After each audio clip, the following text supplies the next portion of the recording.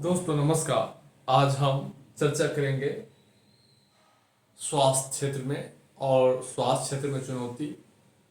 स्वास्थ्य क्षेत्र जो है में चुनौतियों को दूर करने के लिए विज्ञान और प्रौद्योगिकी की क्या भूमिका है।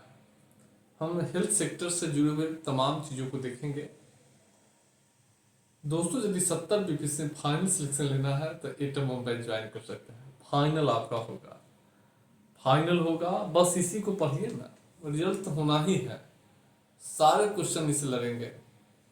आइए हम चर्चा को आगे बढ़ाते हैं। स्वास्थ्य मानव की कार्यात्मक दक्षता का स्तर है। विश्व स्वास्थ्य संगठन के अनुसार यानी WHO के अनुसार स्वास्थ्य किसी बीमारी अदुर्बलता का होना ही नहीं है, बल्कि स्वास्थ्य जो है पूरी तरीके से शारीरिक, मानसिक, सामाजिक संतुष्टि का स्तर है। यानी कहने का तात्पर्य है कि स्वास्थ्य मानव की पूरी तरीके से शारीरिक, मानसिक और सामाजिक संतुष्टि का स्तर है।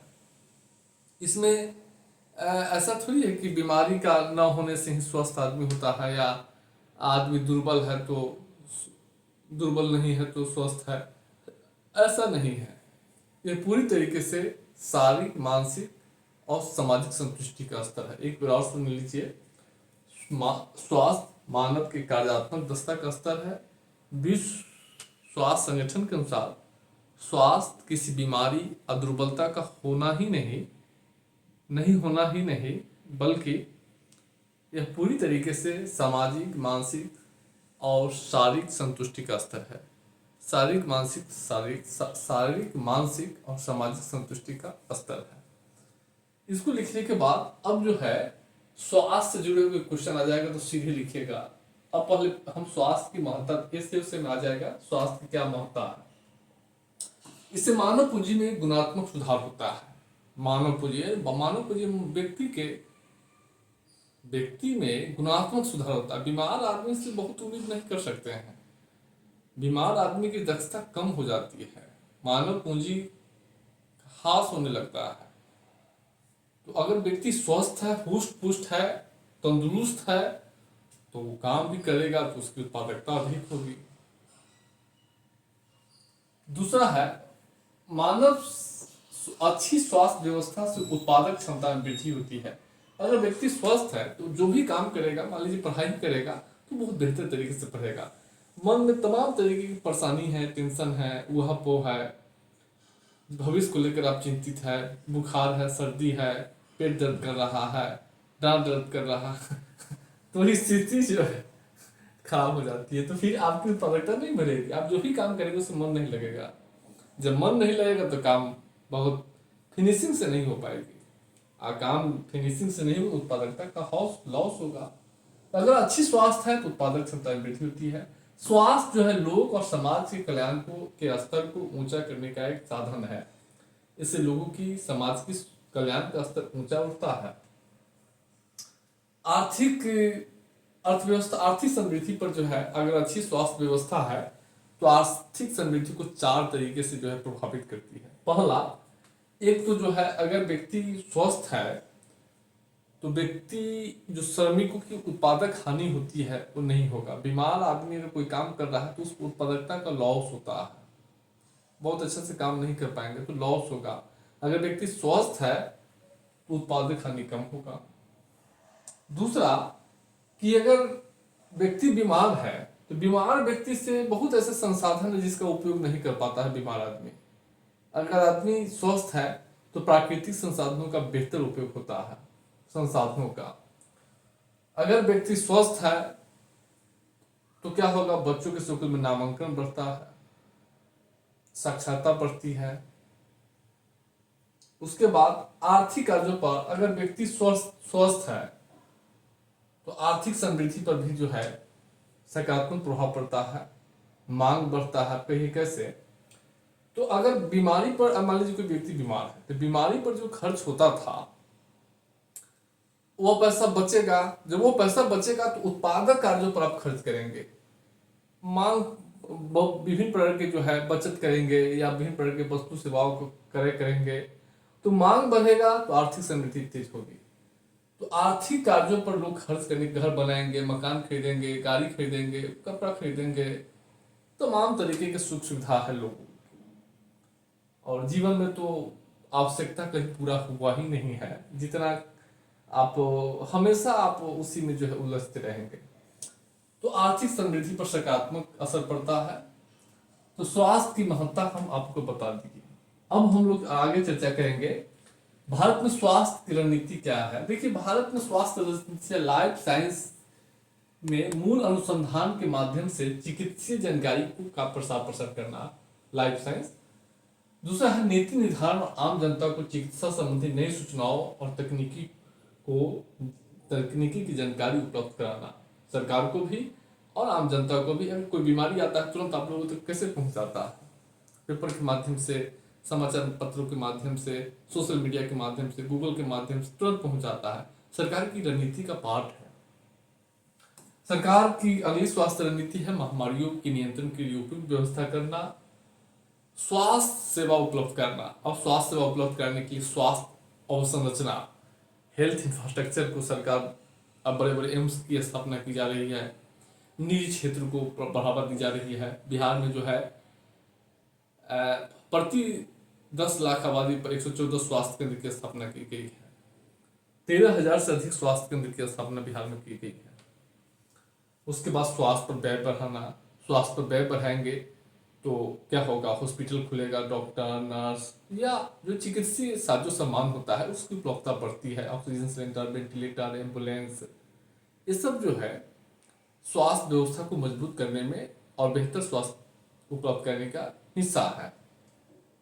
अगला है स्वास्थ्य अवसंरचना को बढ़ाना और मजबूत करना। यही सरकार की स्वास्थ्य रणनीति है। भारत और बिहार दोनों की यही रणनीति है और इसी रणनीति के तहत सरकार जो है तमाम प्रयास जो है कर रही है। अब हम आगे चर्चा करेंगे भारत में स्वास्थ्य क्षेत्र में क्या चुनौती है। देखिए, भारत में स्वास्थ्य क्षेत्र में सबसे बड़ी चुनौती है स्वास्थ्य अपर्याप्त व्यय। अगर भारत की तुलना चीन से करेंगे, अमेरिका से करेंगे, यूरोपियन यूनियन के देश से करेंगे तो भारत में स्वास्थ्य पर बहुत कम व्यय है। जहाँ चीन में जीडीपी के 3% स्वास्थ्य पर व्यय किया जाता है, वहाँ भारत में 1.3% व्यय किया जाता है।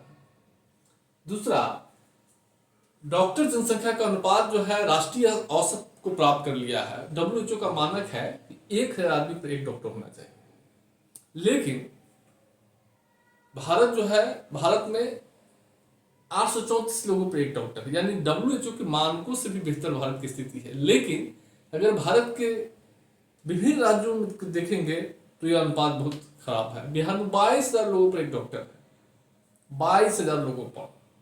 यही हाल उत्तर प्रदेश, छत्तीसगढ़, झारखंड, राजस्थान की भी है। तो राष्ट्रीय औसत सही है, लेकिन विभिन्न राज्यों के बीच जनसंख्या डॉक्टर के अनुपात में भारी विषमता है। यही नहीं, शहरी ग्रामीण क्षेत्रों में, भारत के शहरी क्षेत्रों में ग्रामीण क्षेत्रों की तुलना में 4 गुना डॉक्टर अधिक है। यह बड़ी चुनौती है। 3.8:1, क्योंकि डॉक्टर ग्रामीण गांव में नहीं जाना चाहता है। स्वास्थ्य सुविधाओं में भौगोलिक विषमता। देखिए, स्वास्थ्य सुविधाओं में देखेंगे, नर्स हो या स्वास्थ्य अस्पताल की स्थापना हो, वेंटिलेटर हो, एम्बुलेंस हो या चिकित्सीय उपकरण, जांच मशीन हो, इस सब में जो है विभिन्न राज्यों के बीच भारी विषमता है। नीति आयोग के स्वास्थ्य सूचकांक में देखेंगे तो जहाँ केरल प्रथम स्थान पे है, तमिलनाडु की स्थिति बहुत अच्छी है, बिहार, यूपी 18वें 19वें स्थान पे है। तो ये स्थिति है। तो नीति आयोग के स्वास्थ्य सूचकांक में विभिन्न राज्यों के बीच विषमता व्याप्त है। उसके बाद अपर्याप्त स्वास्थ्य अवसंरचना। भारत में स्वास्थ्य संरचना में अवसर इंफ्रास्ट्रक्चर बहुत अपर्याप्त है। डॉक्टर की कमी, नर्स की कमी, दवाई की कमी, उसके बाद जो शल्य चिकित्सीय उपकरण होती है उसकी कमी हर जगह आपको मिल जाता है। कोरोना काल में तो देख ही रहे थे। और नए नए रोगों का प्रसार हो रहा है। एक बड़ी समस्या है कि उदारीकरण, वैश्वीकरण, निजीकरण के बाद उस बाद लोगों की जीवन शैली में बदलाव आ रहा है। आज लोग जो है नए नए रोगों से ग्रसित हो रहे हैं। किसी को डायबिटीज हो रहा है, कैंसर हो रहा है, ट्यूमर हो रहा है, हार्ट अटैक की घटना बढ़ रही है। तो एक बड़ी चुनौती है। अब वैक्सीन के कारण भी हार्ट अटैक की घटना बढ़ी है। हालांकि स्टूडेंट का तो ब्रिटेन के कोर्ट में मान लिया है, और मुझे भी पहले से डाउट था। हम तो ले नहीं रहे थे वैक्सीन, पुलिस हमको जबरदस्ती खींच के ले गया, क्योंकि हम तो माइंड सेट कर लिए थे कि इतना जल्दी वैक्सीन कैसे विकसित हो पाएगा, जिसमें वर्षों लग जाता है अनुसंधान विकास में, ट्रायल में, और 6 महीना वैक्सीन का विकास होगा। तो हम मूड में नहीं थे, लेकिन 100 करोड़ का डोज पार कर गया था, तब जाके पुलिस हमको जबरदस्ती पकड़ के ले गया था। हालांकि हम जा ही नहीं रहे थे, लेकिन रोड पर जा रहे थे, खींच लिया, माना नहीं कर पाया। हालांकि चिंता करने की बात नहीं है, कोई दिक्कत नहीं है। अच्छा खाइएगा और नींद लीजिएगा, कोई दिक्कत नहीं होगा, कोई दिक्कत नहीं होगा। इतने लोगों को है, लोगों को जो है कुछ नहीं होगा। आज पे भय नहीं रखना है, कोई लोग इस पर चर्चा ही नहीं करेंगे, सब कुछ नहीं है। और जो होना होता रहता है, जो होना होता है वो हो जाता है, उसके लिए आप चिंता नहीं कीजिए। जीवन में बहुत ऐसी घटनाएं हैं जो आप नहीं चाहते हुए भी हो जाएगा, नहीं चाहते हुए भी हो जाएगा, और चाहेंगे तो नहीं होगा। तो बहुत ऐसी घटनाएं हैं। तो बस वर्तमान में जीना है, अच्छा से पढ़ना है, ऑफिसर बनना है। गुणवत्तापूर्ण स्वास्थ्य सुविधाओं की चुनौती। देखिए, हाल के वर्षों में स्वास्थ्य सुविधाओं में निजी क्षेत्र को, स्वास्थ्य क्षेत्र निजी क्षेत्र के लिए खोल दिया गया है। अब निजी क्षेत्र के लिए, निजी क्षेत्र को स्वास्थ्य क्षेत्र में बढ़ावा दिया जा रहा है। इसका परिणाम क्या हुआ कि जगह जगह बड़े बड़े हॉस्पिटल, सुपर स्पेशलिस्ट अस्पताल, नर्सिंग होम खुल गए हैं।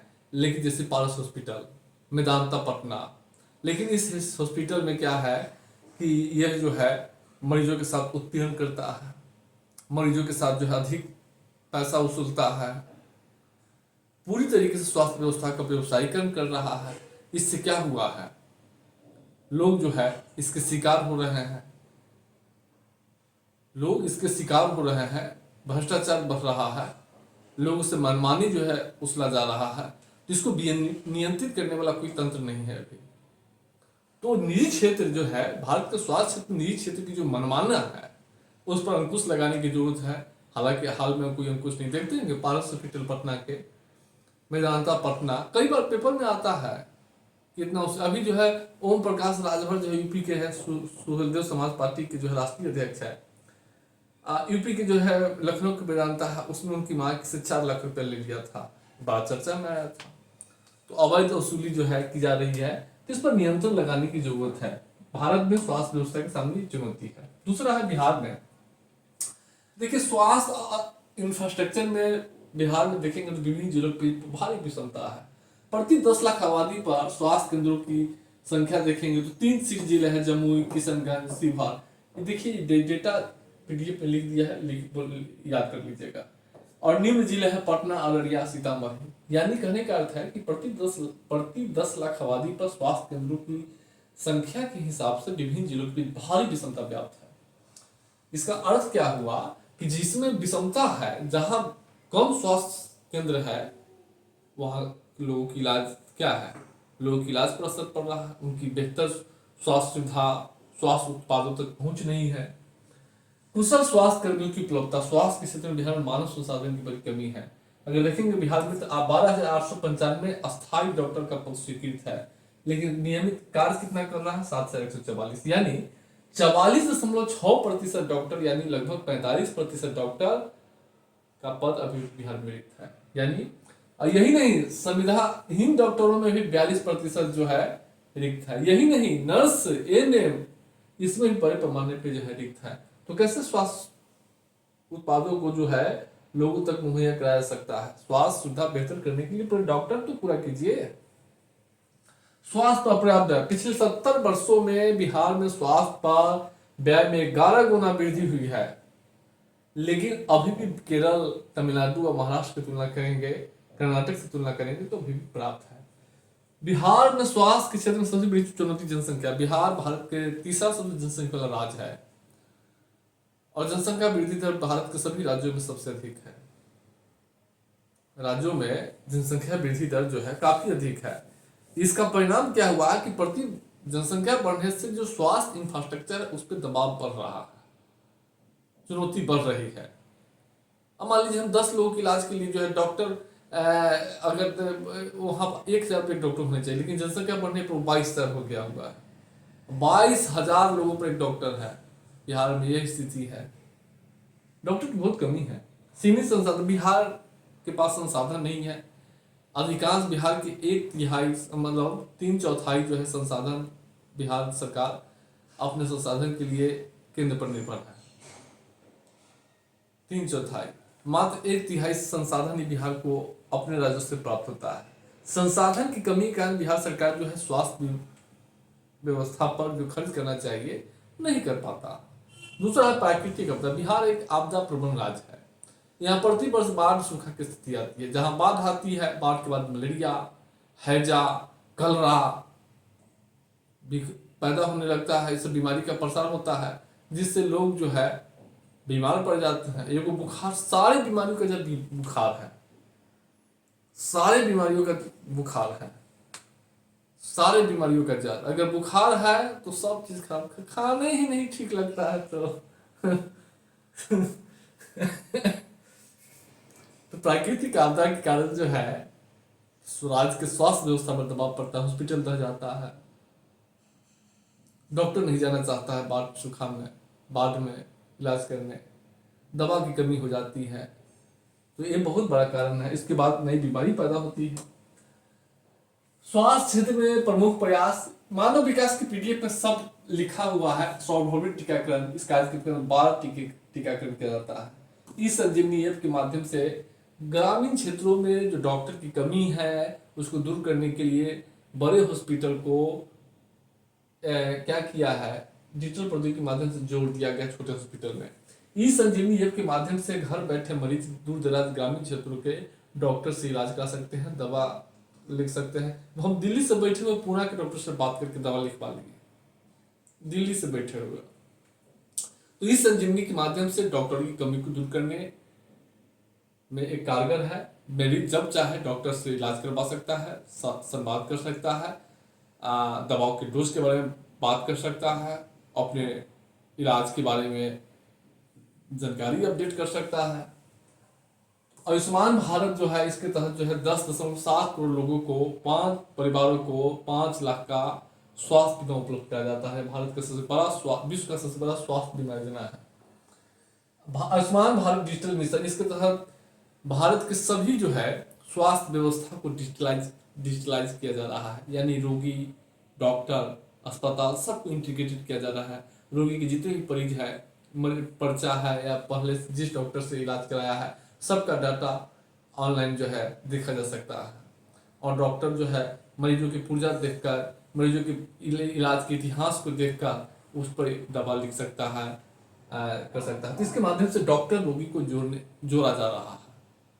डॉक्टर रोगी को डिजिटली, अस्पतालों को स्वास्थ्य नीति 2017 राष्ट्रीय स्वास्थ्य नीति, इसके तहत 2025 तक स्वास्थ्य पर व्यय में 2.5% स्वास्थ्य पर व्यय को बढ़ाकर 2.5% करने का लक्ष्य है।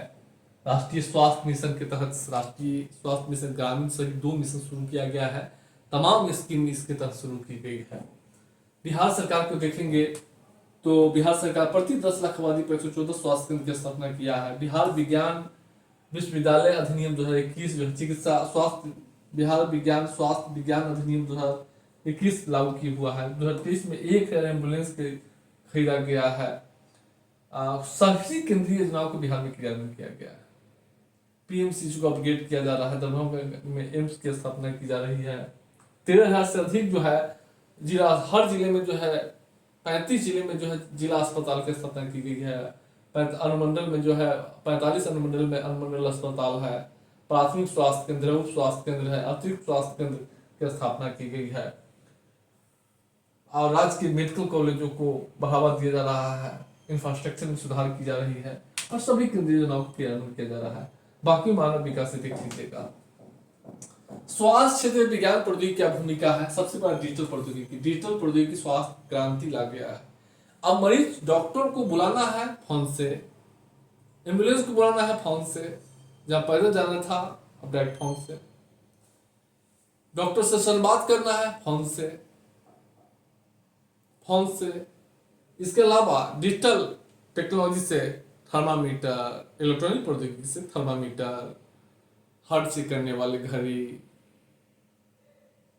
सबका विकास किया गया है। इसके अलावा मरीजों को ट्रैक करना आसान हो गया। कोरोना काल में जो है मरीजों को ट्रैक किया गया था। अस्पतालों को नेटवर्क, अब सारे अस्पताल नेटवर्क से जुड़ गया है।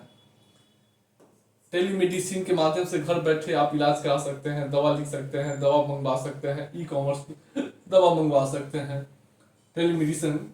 उसके बाद जो है डिजिटल प्रौद्योगिकी मरीज और डॉक्टर के बीच जो भौगोलिक दूरी दूरी थी, बाधाएं थी, उसको समाप्त कर दिया, जोड़ दिया, सीधे पूरे जनसंख्या को डॉक्टर से जोड़ दिया, इंटीग्रेशन किया है। एआई प्रौद्योगिकी के माध्यम से एआई क्या करता है कि समय पर एआई द्वारा विकसित मशीन समय पर रोगी के heart check, heart beat, temperature, शरीर में असामान्य का पता लगाकर उसको इलाज करने के लिए निर्देश देता है। रोगी को जो है सूचना जारी करता है पेशेंट को, एआई टेक्नोलॉजी द्वारा विकसित मशीन। डॉक्टरों एआई द्वारा विकसित मशीन से क्या है स्वचालित ऑपरेशन किया जा सकता है, जिससे डॉक्टर नर्सों की जो है कमी जो है दूर की जा सकती है। रोबोट के माध्यम से स्वचालित ऑपरेशन, अंग प्रत्यारोपण करने, शल्य चिकित्सा लगाने, ये तमाम जो स्वास्थ्य के क्षेत्र में जो है ऑपरेशन करने, बैंडेज बांधने, मरीजों को देख रेख करने, मरीजों को दवा खिलाने, ये सब कंपाउंडिंग के काम सब जो है रोबोट के माध्यम से, इसके माध्यम से डॉक्टर की कमी, नर्स की कमी को दूर किया जा सकता है। उसके बाद जो है ड्रोन टेक्नोलॉजी के माध्यम से दुर्गम क्षेत्रों में जो स्वास्थ्य सुविधाओं के पहुंचाने में इसकी बड़ी भूमिका है। अभी कोरोना काल में देखे थे मणिपुर, तेलंगाना में ड्रोन से, जम्मू कश्मीर में ड्रोन से जो है वैक्सीन की डिलीवरी की गई थी। तो ड्रोन टेक्नोलॉजी दूर दराज क्षेत्रों में स्वास्थ्य उत्पादों की पहुंचाने में, स्वास्थ्य के साथ मरीजों को ट्रैक करने में, मरीजों को सूचना प्राप्त करने में, रक्त के नमूना प्राप्त करने में, एक्सरे मशीन रिपोर्ट पहुंचाने में बड़ी कारगर है। यानी स्वास्थ्य उत्पादों के परिवहन में जैव प्रौद्योगिकी के माध्यम से विभिन्न प्रकार के टीके का विकास किया गया, चाहे पोलियो हो या कोविड-19 हो या हेपेटाइटिस हो। दवाओं का उत्पादन किया जाता है, एंटीबायोटिक दवाओं का ट्रायल किया जाता है, जैव प्रौद्योगिकी के माध्यम से रोगों का पता लगाया जाता है। सारा चिकित्सा विज्ञान इस पर आधारित है, अनुसंधान विकास किया जाता है। अंतरिक्ष प्रौद्योगिकी के माध्यम से दूर दराज क्षेत्रों में टेलीमेडिसिन जो संचार उपग्रह है उसके माध्यम से मरीज और लोगों को जोड़ने का काम किया है। टेलीमेडिसिन घर बैठे लोग जो है दूरस्थ चिकित्सा व्यवस्था के तहत डॉक्टर, नर्स, कंपाउंडर से परामर्श करके दवा लिखवा सकता है, दवा मंगवा सकता है। उपग्रह आधारित टेलीमोग्राफी से कैंसर की कोशिकाओं को नष्ट किया जा सकता है। सुपर कंप्यूटर के माध्यम से दवाओं को डिजाइन करने, उसे कॉम्बिनेशन तैयार करने, बीमारियों को पता लगाने, डोज बनाने में इसका उपयोग है। उसके बाद जो है नैनो प्रौद्योगिकी के माध्यम से शरीर के रक्त के माध्यम से निश्चित स्थान पर दवा पहुंचाने में, शरीर में असामान्य का पता लगाने में इसका टेक्नोलॉजी का उपयोग है। चिकित्सा शिक्षा, अब देखिए चिकित्सा से आधुनिक विज्ञान प्रौद्योगिकी का ही हिस्सा है। इसके माध्यम से allopathy doctor, pharmacy doctor, BMS doctor, ये जो जितने भी शिक्षा है वो संभव हुआ है। लोगों को एलोपैथी डॉक्टर से इलाज कराना संभव हुआ है। स्वास्थ्य उत्पादों का विकास जो है, आप जो है उसके बाद भवन, एम्बुलेंस, ऑटोमोबाइल प्रौद्योगिकी से जो एम्बुलेंस है इस सब का निर्माण हुआ है। वेंटिलेटर का विकास हुआ है, डिजिटल वेंटिलेटर, डिजिटल थर्मामीटर, तो ये सब प्रौद्योगिकी से ही हो पाया है। तो विज्ञान और प्रौद्योगिकी की यही भूमिका है। इसको बार बार पढ़िएगा, हम आगे चर्चा करेंगे। साइंस टेक में 7 PDF है, उसके बाद बैच स्थगित।